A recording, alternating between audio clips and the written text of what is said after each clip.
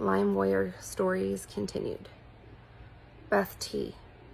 I was diagnosed with Lyme on my second trip to the ER in 2007. I did not see tick or get a bullseye rash. Not everyone does. I was treated with 10 days of antibiotics, which clearly wasn't enough. Testing for co-infections was too expensive. Treatment with an LLMD was too expensive. Our care is not covered by medical insurance, which is a disgrace.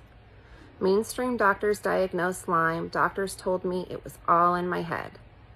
So I have had to live with it.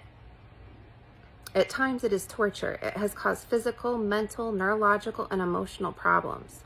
By 2019, at age 47, I had to quit work and apply for disability. At age 49, I needed open heart surgery. Having what some call an invisible disease is awful. People don't believe you, don't understand your pain, and judge you. I think even some of the most supportive advocates, it sometimes questioned, whether or not this was all in our head. I had this happen to me. There's just so many things in her story. The fact that insurance won't cover our treatment, don't even get me started about that. It's when people say there's nothing nefarious going on, then explain that to me. Explain to me why VAs don't regularly test veterans who have PTSD and physical ailments that go along with it for Lyme disease. There is no Lyme disease test there. They don't treat for it because they go off of the Infectious Disease Society of America's guidelines and the CDC, which is wrong and inaccurate. And yet these are the institutions we're supposed to be looking to if something major happens in our country. But they are failing millions of us every single day.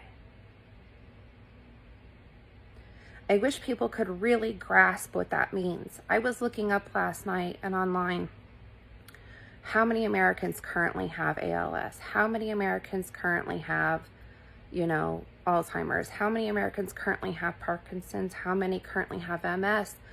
I did a lot of the major ones that are neurological or muscular. Lyme disease pops up as 30,000 cases a year. But as we know, it's actually probably 3 million if they were all reported and diagnosed, at least.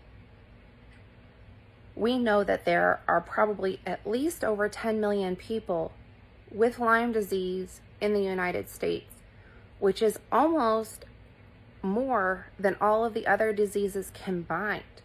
And those diseases, by the way, a lot of those started out as tick-borne diseases or some other funky ass infection that could have been treated or maybe still can be.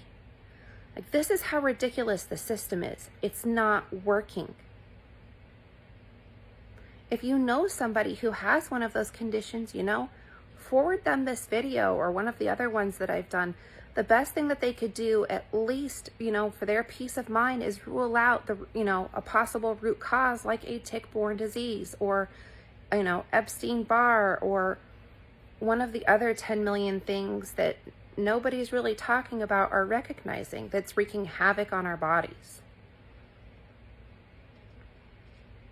Please try to have, compassion and understand that this is a disease that has had psychological warfare waged around it. And your family member desperately needs you to help and understand. I encourage you to go read other stories about Lyme disease. This is our fight. It could be you next. It could be your child next. It could be your parent next. Let's do something now while we can. I love you guys. I hope you have a good day.